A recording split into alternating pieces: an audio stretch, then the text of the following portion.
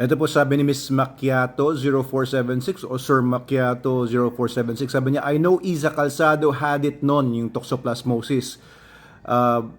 Buntis siya and take note, wala siyang pusa. Sabi cross-contamination. So best sa keep things sanitary, especially sa my pet. Ito nga, may nakita nga ako mga news articles sa Google. Meron sa CNN, meron dito sa Rappler, meron din from GMA. Oh, ayan nga, sa CNN, ayan, Iza Calzado opens up on having parasitic disease during her pregnancy. So, nung buntis siya sa kanyang anak na si Dea Amihan, ay na-infect siya ng parasitic disease called toxoplasmosis. Ito guys, kagaya ng sinasabi ko sa mga previous videos ko, hindi ko invento yan, toxoplasmosis. Ito nga si Miss Iza Calzado. Siguro kilala niyo naman to, artista to, sikat ito. 'Di ba? Very siya, famous siya for her performance sa alam niyo yung mga parang may mga ibon, mga taong ibon, ano ba 'yon? Basta ayun, pakilagay lang sa comments sa baba anong palabas 'yun. Encantadia ba 'yon? Ayun, hindi kasi ako nanonood masyado ng TV. Pero ito pa sinabi dito, na pwedeng ngang maging potential risk para dun sa daughter niya, especially if passed through the placenta. Ang maganda naman sa nangyari kay Miss Iza Calzado, nasa UK siya, no? UK ba or US? Ang sabi dito, kasi sabi dun sa isang article US, sabi naman sa isang article UK siya nagpa-treat kasi walang mga advanced treatments dito sa Pilipinas. So she decided to stay in the UK or the US, whichever is true. And doon siya nagpa-treat. Fortunately, di naapektuhan yung anak niya sa loob niya during that time. Okay, I don't know what treatments were given or kung ano yung mga gamot na binigay.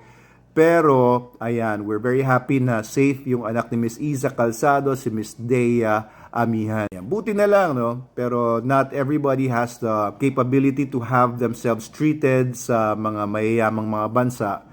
Kaya kung dito sa Pilipinas, sana yung mga hospitals natin ang maging equipped na soon sa toxoplasmosis kasi maraming ang mga naapektuhan. So mag-ingat sa toxoplasmosis, o Toxoplasma gondii or gondii. Nakukuha po yan nga sa pagkain ng undercooked or raw meats. Nakakuha yan ng lahat ng mga warm-blooded animals pero meron siyang mga animals na hindi masyadong affected. Raw meats from baka, hindi masyado.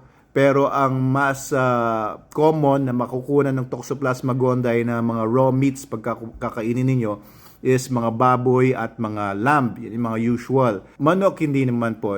Warm-blooded animals might include chickens pero hindi naman usually talaga yung mga baboy at saka lamb. And also from cat poop.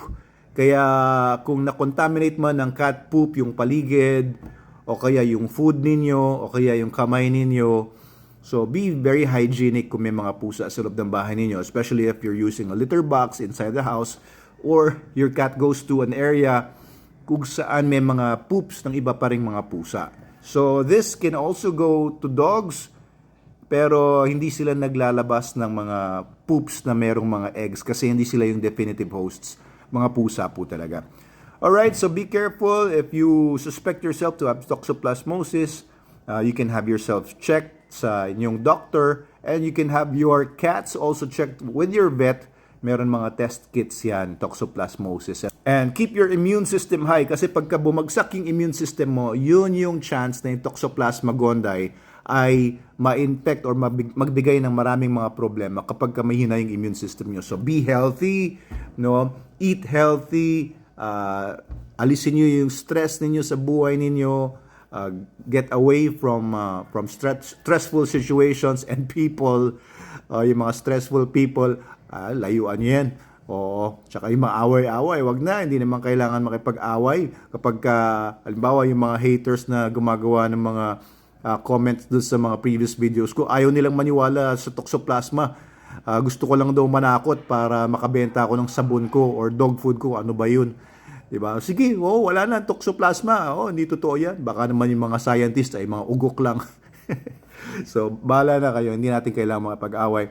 So, sa mga cats din natin, mga dogs natin, para malakas din immune system nila, of course, keep them safe and keep them healthy by regular vet check-ups, para meron silang panlaban, no? Yung mga vaccines nila dapat updated, and feed SDN or SCN, dog food and cat food, para po sila ay malakas talaga yung immune system. Very important ang nutrition, okay? So, hindi ko ginawa itong video na to para makabenta ako, pero ito po ay para sa mga followers natin, para safe din kayo and aware at hindi ignorante kagaya ng mga iba na nagkikibit balikat at hindi daw totoo yung toxoplasmosis na pinagsasabi ko. It's not true and it's dangerous to spread fake news. Yung mga binabalita ko dito sa channels natin ay hindi fake news.